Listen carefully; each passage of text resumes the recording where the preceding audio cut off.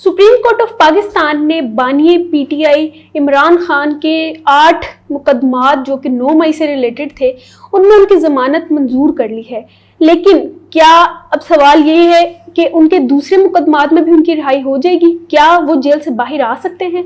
ये एक सवाल है जिसके बारे में आज हम एस एम रज़ा से तज्जिया लेंगे। सर बताइएगा कि इमरान खान के कितने चांसेस हैं अब 8 जमानतों के बाद?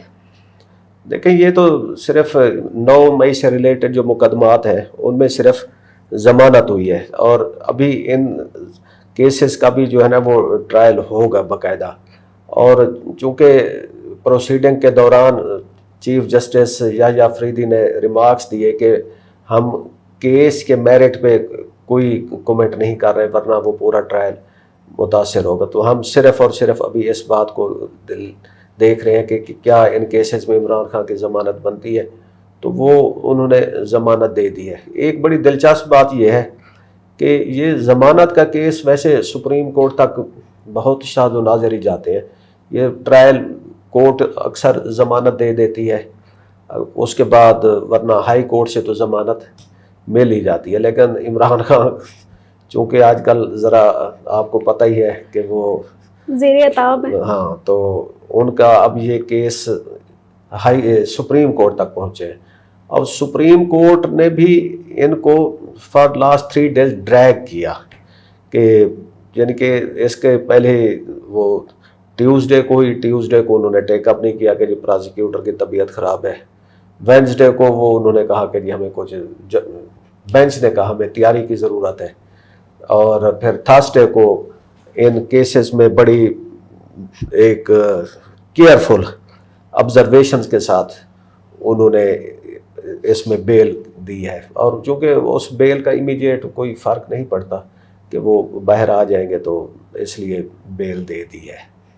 सर मैं ये कोर्ट प्रोसीडिंग को देख रही थी तो ऐसे मैंने देखा था कि समाअत के दौरान प्रोसिक्यूटर के दलाल से अदालत मुकम्मल तौर पर सेटिस्फाइड नहीं थी। अगर उन्होंने जाज चौधरी को 9 मई के मौका पर मौजूद होने का सवाल किया तो उनके पास उसके भी कोई वाज़ेह दलाइल नहीं थे।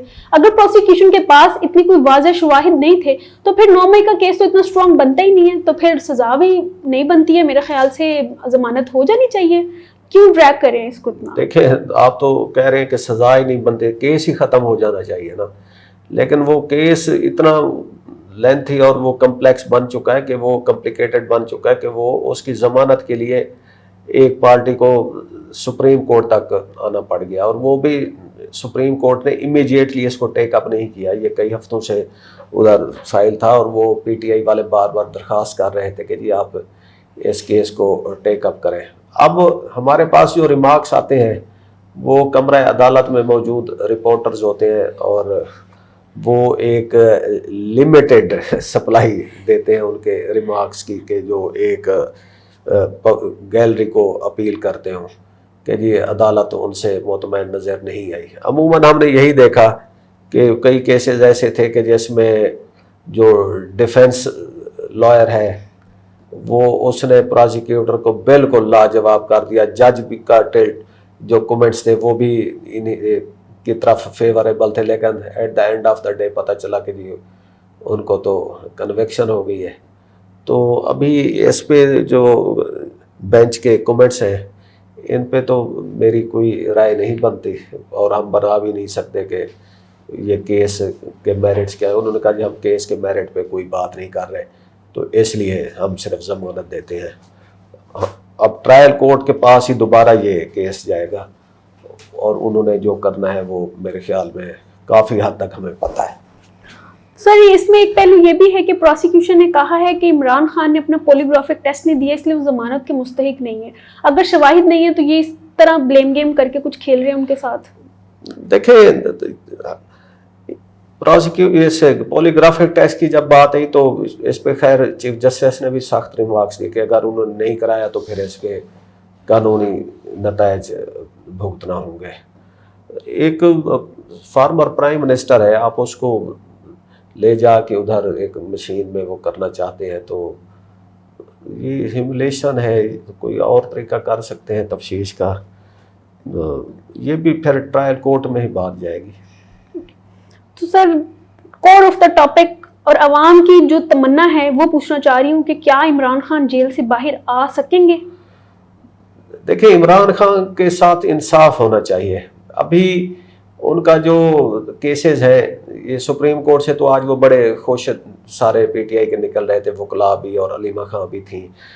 انہوں نے کہا جی اب اگلا سٹاپ ہمارا اسلام آباد ہائی کورٹ ہے. اسلام آباد ہائی کورٹ میں ان کے کیسز جو ہیں جو لگنے چاہیے، جن کی سماعت ہونی چاہیے، وہ ہے ایک القادر ٹرسٹ کیس جس میں ان کو سزا ہو چکی ہے. باقی میں میرے خیال میں وہ ان کی ضمانتیں ہیں.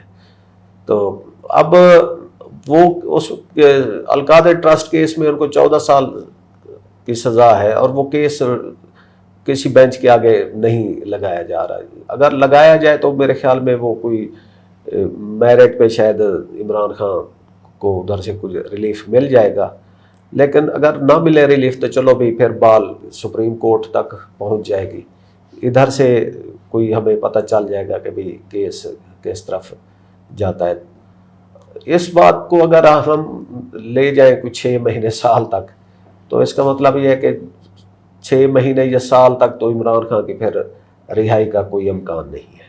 سر آپ نے القادر ٹرسٹ کی بات کی، میں اس میں تھوڑا ایک اور کیس پہ ایڈ کرنا چاہوں گی، سائفر کیس جس میں ان کو 10 سال قید کی سزا ہوئی ہوئی ہے، وہ بھی ابھی اسی کی کڑی ہے کہ اس میں بھی اگر ضمانت نہیں ہوگی تو باہر نہیں آ سکتے. سائفر کیس میں ان کی ضمانت ہو گئی تھی وہ، اور میرے خیال میں وہ کیس سپریم ہائی کورٹ کا جو بینچ تھا انہوں نے اس طرح اڑا دیا تھا کہ اس میں شاہ محمود قریشی بھی ہے نا جو آج کل بری ہوتے جا رہے ہیں. تو وہ کیس جہاں تک مجھے اچھی طرح یاد نہیں ہے، اس کو ہم چیک کر لیں گے، لیکن وہ کیس میرے خیال میں تقریباً ختم ہو چکا ہے. ناظرین، سپریم کورٹ سے ضمانت ایک بڑی خبر تو ہے عمران خان کے لیے، لیکن آنے والے دنوں میں کیا لیگل وے ہو سکتا ہے، کیا کیا چیزیں پی ٹی آئی کو زیر غور رکھنی چاہیے، آپ اپنی رائے کمنٹ میں ضرور بتائیے گا. آپ سے ملتے ہیں اگلی ویڈیو میں. خدا حافظ.